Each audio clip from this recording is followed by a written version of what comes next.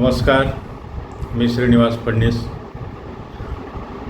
Operation tiger यशस्वी, उद्धव ठाकरेंच्या शिवसेनेत पुन्हा बंड. नमस्कार मित्रांनो, तुम्ही पाहत आहात मंथन. जून 2022 महाराष्ट्राच्या राजकारणात एक भूकंप झाला होता. एकनाथ शिंदे 40 आमदारासह शिवसेनेतून बाहेर पडले आणि उद्धव ठाकरे यांचं सरकार कोसळलं. अनेकांना वाटलं होतं की हा संघर्ष इथेच संपेल, पण 4 वर्षांनंतर शिवसेनेसमोर पुन्हा एकदा तसंच संकट उभं राहिलं आहे. यावेळी आमदार नाहीत तर थेट खासदार आहेत आणि या संपूर्ण घडामोडीला नाव दिलं जात आहे ऑपरेशन टायगर. दिल्लीत उद्धव ठाकरे गटाच्या खासदारांची महत्त्वपूर्ण बैठक बोलवण्यात आली होती. बैठकीचं कारणही तसंच गंभीर होतं, कारण काही दिवसापूर्वी ठाकरे गटातील काही खासदार नाराज असल्याच्या चर्चा सुरू होत्या. सगळ्यांचं लक्ष त्या बैठकीकडे लागलं होतं, पण बैठक सुरू झाली आणि एक धक्कादायक चित्र समोर आलं. आता 9 पैकी फक्त 4 खासदार उपस्थित होते. त्यामध्ये संजय राऊत, अरविंद सावंत, अनिल देसाई आणि राजाभाऊ वाजे. बाकीचे 6 खासदार गैरहजर होते. आणि याच क्षणी राजकीय वर्तुळात एकच चर्चा सुरू झाली, ठाकरे गटात पुन्हा बंड झालं का?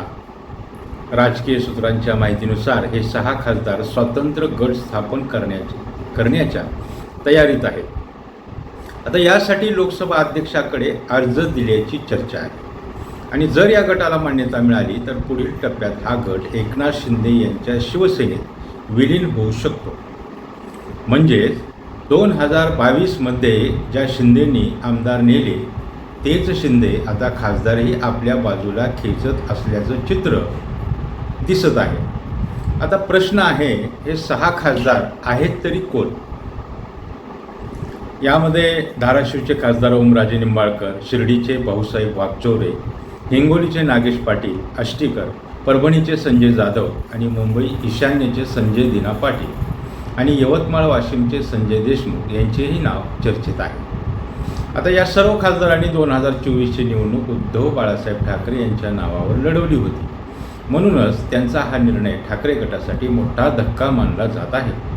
यामध्ये सर्वाधिक चर्चा होत आहे ती धाराशिवचे खासदार ओमराजे निंबाळकर यांची. कारण ओमराजे हे फक्त पक्षाचे खासदार नव्हते, तर ठाकरे कुटुंबाच्या जवळचे मानले जात होते. अनेक वेळा उद्धव ठाकरे यांनी त्यांच्यावर सार्वजनिकपणे विश्वास व्यक्त केला होता. म्हणूनच त्यांच्या या भूमिकेने शिवसैनिकांमध्ये नाराजी निर्माण झाल्याचं चित्र दिसत आहे. दुसरीकडे ओमराजेंचे समर्थक म्हणतात, मतदारसंघाचा विकास करायचा असेल तर सत्तेच्या जवळ राहणं आवश्यक आहे. यामुळे धाराशिवमध्ये आता 2 वेगवेगळे मतप्रवाह तयार होताना दिसत आहेत. या संपूर्ण प्रकरणावर ठाकरे गटाची प्रतिक्रिया देखील तितकीच आक्रमक होती. संजय राऊत यांनी या घडामोडींना थेट विश्वासघात म्हटलं आहे. तर दुसरीकडे बंडखोर खासदार अजूनही शांत आहेत. मात्र राजकीय निरीक्षकांचं म्हणणं आहे की पुढील काही दिवसातच हे खासदार आपली बाजू मांडतील. ते पक्ष नेतृत्वाशी संवाद नसल्याचा मुद्दा मांडू शकतात, हिंदुत्वाचा मुद्दा पुढे करू शकतात किंवा मतदारसंघाच्या विकासासाठी सत्तेसोबत जाणं आवश्यक असल्याचंही सांगू शकतात. आता सर्वात महत्त्वाचा प्रश्न पुढे काय आहे, तर राजकीयदृष्ट्या पाहिलं तर ठाकरे गटाचं लोकसभेतील संख्याबळ कमी होऊ शकतं, तर शिंदे गटाची ताकद वाढू शकते. कायदेशीरदृष्ट्या पाहिलं तर हा विषय लोकसभा अध्यक्षाकडे जाईल. स्वातंत्र्य गटाला मान्यता मिळते का? विलीनीकरणाची प्रक्रिया कशी होते? याकडे संपूर्ण देशाचं लक्ष लागलं आहे. मात्र या सगळ्या घडामोडीमध्ये एक गोष्ट स्पष्ट आहे, 2022मध्ये शिवसेनेत पहिली फूट पडली आणि आता 2026मध्ये दुसऱ्यांदा पक्षाला मोठं आव्हान निर्माण झालं आहे. हे ऑपरेशन टायगर खरंच यशस्वी झालं आहे का, की अजून काही राजकीय ट्विस्ट बाकी आहे? याचं उत्तर पुढील काही दिवसात मिळेल. पण एक गोष्ट नक्की आहे, महाराष्ट्राचं राजकारण पुन्हा एकदा ढवळून निघालं आहे. तुमच्या मते हा निर्णय योग्य आहे का?